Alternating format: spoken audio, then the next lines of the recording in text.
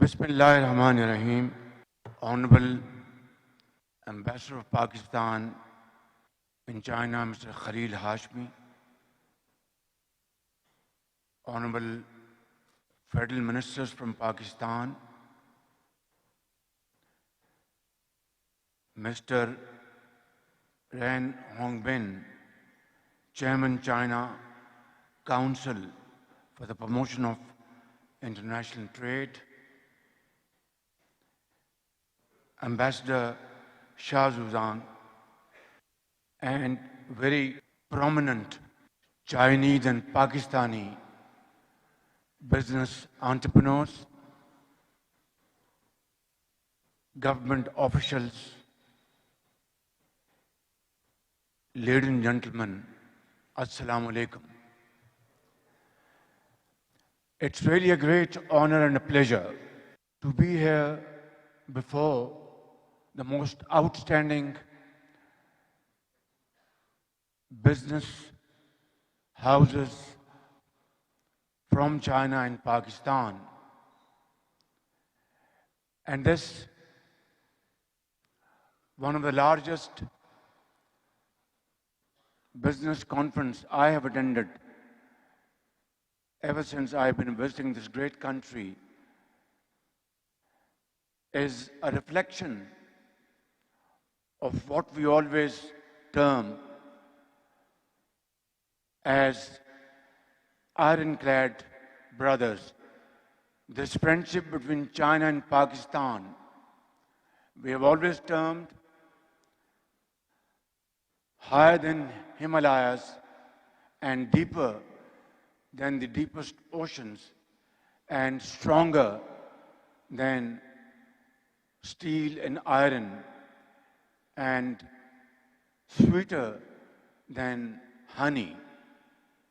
And this friendship, ladies and gentlemen, has no parallel in the annals of history.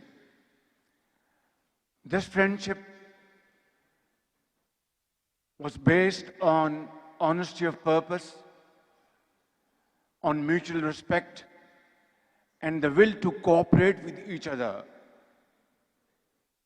through happy and difficult times. Chinese leadership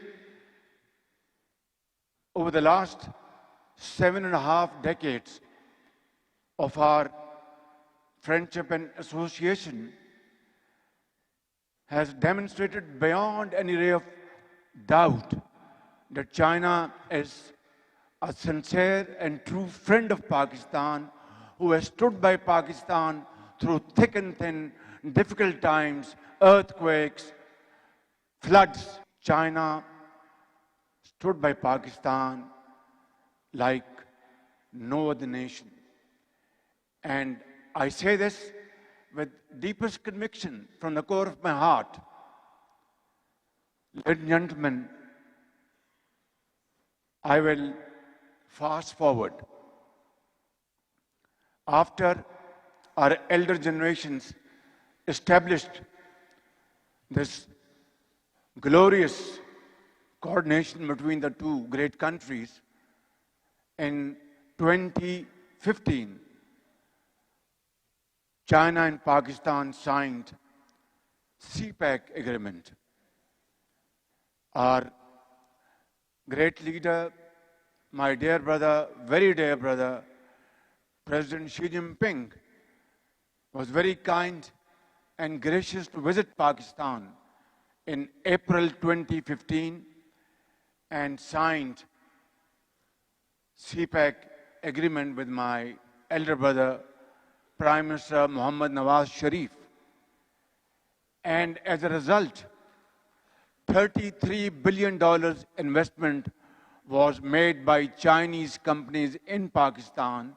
At that point in time, we were facing load shedding up to 20 hours a day.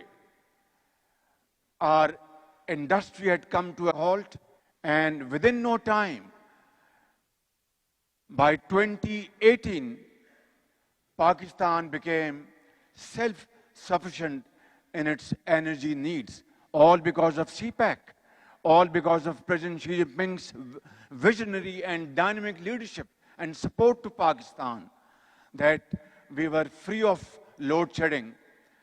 And then there was a phase of great industrial comeback, revival in Pakistan, agricultural revival in Pakistan. And not only that, under CPEC,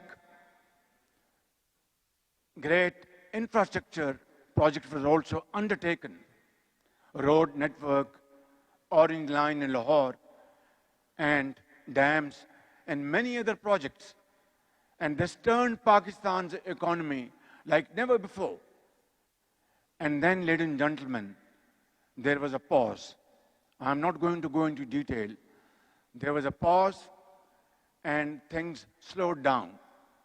And now, ever since Prime Minister Nawaz Sharif's government came back again, and this government, in April 2024, these relations, alhamdulillah, by the grace of God, have been not only revived, but that warmth has come back again. That trust has come back again. That mutual respect has come back again. And this is what I think was the need of the hour. And today, we are ready to launch CPEC 2.0. And this CPEC 2.0 would comprise of B2B investments, like what we see here in this great hall, and agriculture. Now, agriculture is one area which is Pakistan's backbone of Pakistan's economy. 60% of our economy relies on agriculture. And here, China has really excelled. And these great companies sitting in front of me in this hall, I would encourage you to please come forward and contribute your experience, your expertise, your investments in Pakistan to boost our agriculture. And that will be a win-win situation. We can have back-to-back agreements and export those products which China imports from other countries, even from Pakistan as I speak today. And then, of course, is another very important area, IT and AI, where China is a world leader. And then mines and minerals is another very important potential area of mutual cooperation. And then, ladies and gentlemen, of course, special economic zones. These are the pillars of CPEC 2.0. And then, to top it all, that area of Chinese industrial houses, which is no more competitive with other countries for a variety of reasons. For example, labor in this country has become expensive. Two, China has gone to much higher level of technology and transformation. That industry could be shifted to Pakistan, like textile, like leather and other areas. And the combination of Pakistani cheaper labor, skilled labor, cheaper, and joint ventures between Pakistani entrepreneurs and Chinese entrepreneurs, we can convert this opportunity into a great win-win equation between China and Pakistan. Produce those items in Pakistan, be competitive and export to third countries, and Chinese investors would have their profits and Pakistani investors would have their profits. So this is, I think, the sum total crux of CPEC 2.0. And I would encourage all Chinese investors sitting here in this hall and those who are not here, please make use of this opportunity. And I want to tell you very frankly, for this purpose, I have brought along with me government official delegation here in Beijing. Here we have federal ministers ranging from agriculture, IT, commerce, finance, and of course, power sector and other areas which have mutual relevance. And that shows, ladies and gentlemen, that how much importance we attach with our economic relations with this great country, China. And I think I'm here speaking to you first as Chief Executive Officer of Pakistan and then as the Prime Minister of Pakistan, because if our economy strengthens, everything would fall in place. Today, Alhamdulillah, I can say, with your great support, Pakistan's economy is now stable. Our macro indicators are reflecting progress in future, in short term, medium term, and long term, inshallah. And this all happened because of President Xi Jinping's personal commitment to Pakistan. And now we are ready to compete with other countries in this race of economic development with Chinese cooperation. But the question, obviously, which is concerning most of you, is about security in Pakistan. But I want to make it clear before this August assembly of great leaders that security of Chinese brothers and sisters in Pakistan is paramount for all of us. So, ladies and gentlemen, I want to say sky is the limit. Please come forward and change the landscape both in terms of Chinese progress and welfare and Pakistani progress and prosperity. And obviously, I want to also address one point that delays take place, there are impediments, and things don't move efficiently enough as you expect from your standards here in China. And I think you have a point over there.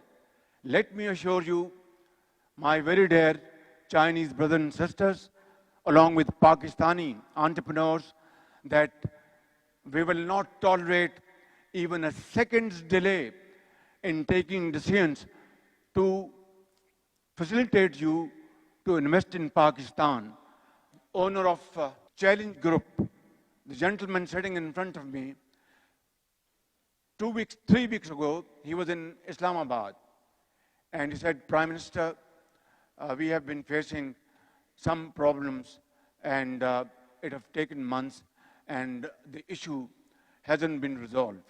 I was sitting with my cabinet colleagues and I said, within 24 hours, resolve this issue. Ladies and gentlemen, his issue was resolved within 24 hours. And this is what I want to assure you. Pakistan is your second home, like China is our second home. Please come forward and have joint ventures, investments, whatever, in whatever fashion and form and format you want to have. You will be given full support from all ministries and from all other independent authorities and entities. And soon, inshallah, we will have not one, but many special economic zones comprising of Chinese and Pakistani investors. This is my dream, and we have to convert this dream into action. We have to implement in letter and spirit. In that, I would certainly seek your support. And on our side, my colleagues are sitting here. I am, in fact, very humbly, I am going to convey them once again that with Chinese investors, we will have to open our doors and not keep them waiting even for a second and resolve all their genuine issues and cut all kind of red tape. And that is what my mission is, and that is what CPEC 2.0 is all about. Ladies and gentlemen, finally, I'd like to say 2-3 things. That I visited your great country for the first time back in 1982. And I visited Beijing, Shanghai, and a couple of other cities. And after our visit, our ambassador in Pakistan hosted a dinner for us. And he asked us our impression about our visit to China. When he asked me, I said, China is suffering from success and not failure. He said, what do you mean? I said, Chinese leadership has provided basic needs of life to every Chinese citizen. And now look at, just within 50 years, you have created a miracle which is 8th wonder of the world. You are now the second largest economy of the world. You are now the mightiest, one of the mightiest military power of the world. Yesterday, we all witnessed to your military prowess.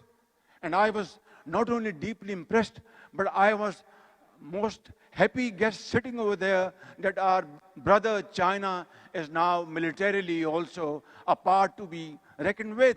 And this is what success is all about. Nothing succeeds like success.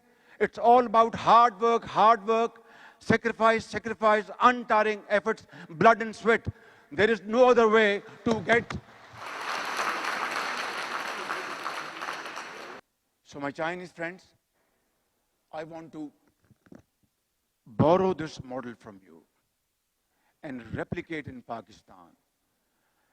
Last year, when I was here in Beijing, on the invitation of my very dear brother, President Xi Jinping, I told him, I said, Mr. President, what we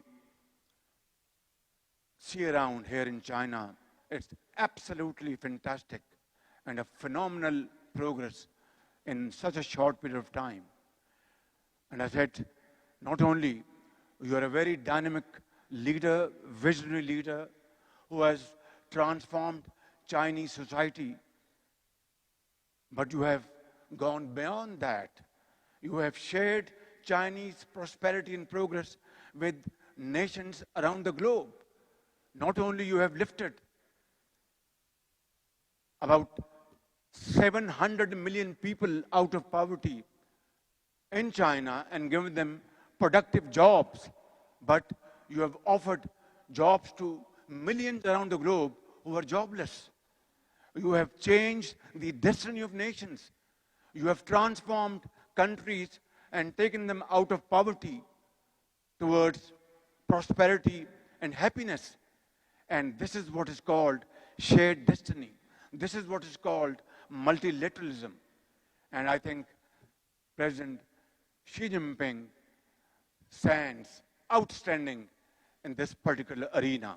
Ladies and gentlemen, today that day has come to create industrial and agricultural progress. Today we need to acquire your expertise and technology and experience in all these fields, which will one day soon convert Pakistan into a strong, vibrant economy. And it is difficult, but not impossible. It is difficult, but not impossible. And how can we achieve this? The way you have achieved your progress, the way you have achieved your prosperity. Yesterday, we celebrated your great 80th anniversary. And of course, summit in Tianjin. Here we are, now talking serious business. I will not take much of your time. I would like to conclude, ladies and gentlemen, that it is such a pleasure and an honor to be here before you, this great assembly of great business entrepreneurs, investors, traders, and professionals. I want to assure you, I will be here back here again this afternoon to witness signing ceremony of many joint ventures and MOUs. But these will be not papers. These will be converted into implementation within no time, the moment I land back in Pakistan. God bless you. Pakistan-China friendship, Zindabad. Pak-Chin Dosti, Zindabad.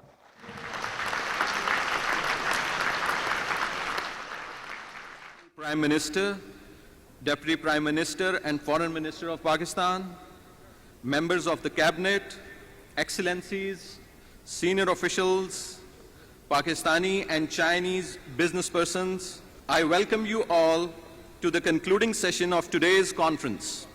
We have reached the culminating moment of today's event, the signing of joint ventures, agreements and MOUs, which are the concrete outcomes of today's conference, serving as the stepping stones for China-Pakistan B2B community of shared future. First, we have the joint ventures.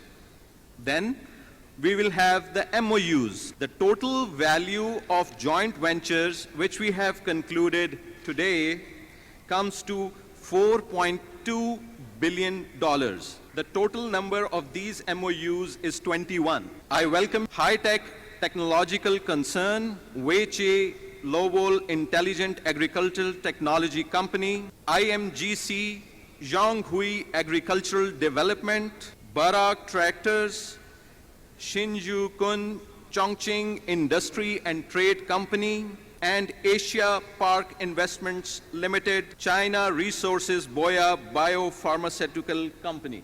Esteemed representatives are requested to sign the documents.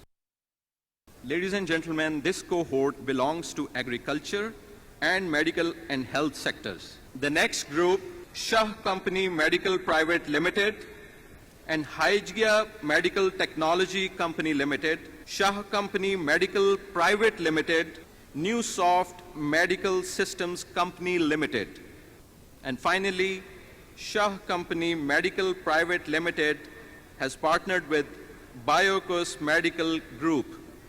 Congratulations to all the esteemed partners. Ladies and gentlemen, the next cohort is from chemical and petrochemical sector. We have Anfal Cement Private Limited and Power China International Group Limited. Next, it's Wah Noble Group, Shenzhen Sea Energy Power Holdings Company Limited, and then we have in iron, steel and copper sector, Wah Nobel Group and Mr. Wang Zhihai, Honorary Investment Counselor, BOI, China. Similarly, in the iron, steel and copper sector, we have Frontier Works Organization, FWO, and Balochistan Mineral Resource. They have partnered with Norin Mining, China. Thank you very much. Ladies and gentlemen, the next group is Irfan Numan Brothers Limited and Ningbo Osda Solar Company Limited, Brilliance Group, Shanghai Phoenix Technology, Sogo Group, Shenzhen Sako Solar Company Limited, IEC, and Heatham Group. All these joint ventures are in the solar sector. Thank you very much. Ladies and gentlemen, the next group is from EV sector. We have Badar Trading and Jiangsu Badar Energy Company Limited. Then we have Institute for Environmental and Sustainability and Innovation, BBCA Group, China, J7 Group and Sino International Entrepreneurs Federation. And finally, Zinc Solar and GoodWe. Thank you very much. Ladies and gentlemen, the final joint venture is in the agriculture sector between Techno Group and Beijing Cyclone Technology. Thank you very much. We had the total value of these JVs, $1.54 billion. I'm going to invite the Honorable Prime Minister of Pakistan for his concluding remarks. Bismillah ar-Rahman ar-Rahim.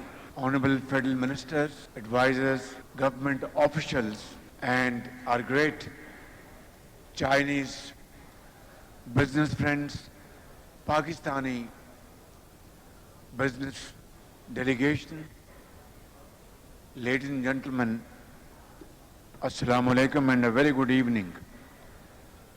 What a remarkable and heartwarming signature ceremony we have all witnessed between Pakistani entrepreneurs and Chinese investors. We have had such ceremonies in the past as well, but this ceremony is slightly different. It is the result of untiring efforts and hard work on the part of Chinese ambassador in Pakistan, Chinese government, and of course, great Chinese business leaders. And on the part of Government of Pakistan, our honorable, relevant Pakistani federal ministers, Deputy Prime Minister, Minister of Planning, and Minister of Commerce, Industries, Agriculture, IT, Ministry of Power, and other relevant ministers and government officials. And of course, in coordination with provincial governments as well, and led by Ambassador Khalil Hashmi, Board of Investment, and SIFC, and all other relevant government officials and authorities. They have worked untiringly for this occasion, and you can see the result for yourself. Alhamdulillah, today the agreement signed in terms of US dollars between Chinese and Pakistani JV partners have touched $1.5 billion. $1.5 billion JV agreements and MOUs signed between both Chinese and Pakistani business leaders. The value of MOU has touched $7 billion. All told, $8.5 billion worth JVs and MOUs which have been signed this evening. I know, and we all know very well, that to transform MOUs into agreements and then in its implementation phase is a challenging task. And both parties will have to work very closely, jointly. And both the governments will have to work very closely with each other. Our ambassador in China, Chinese ambassador in Pakistan, our federal ministers with provincial governments of Pakistan, with Chinese counterparts. And this will take a lot of efforts. I can assure you, we will be able to achieve our targets. I know for a fact that if all of us take this conscious decision that we will work together to achieve these targets as early as possible, if you achieve these MOUs and these joint ventures agreed upon today between both the countries, believe me, we would have earned our day. And I will call it long march of our economic development between the two countries. And this long march will start from Beijing and end in Islamabad. And this long march will convert Pakistan into a country where these investments of billions of dollars, providing productive jobs to millions of people and strengthening our GDP, our economy, will be something remembered for all time to come. And therefore, I would like to announce before all of you, together, if we take upon ourselves this humongous challenge that we will start this long march from this evening and will not rest until this long march of economic development reaches its destination. We will not rest and we will work untiringly. I can assure you, ladies and gentlemen, that will be one of the most shining moments of Pakistan's history. For that, all governmental bodies, entities, authorities, private sector will have to join hands together and work in complete harmony and coordination. And I want to assure you, ladies and gentlemen, before I conclude my speech and say goodbye to you and part to meet again, that I will work with you day in and day out to achieve these great targets of economic development between the two countries. May Allah grant us the energy, the wisdom to accomplish these great targets. Inshallah, this will happen and this must happen. For that, we'll have to spend our extra hours and burn our midnight oil.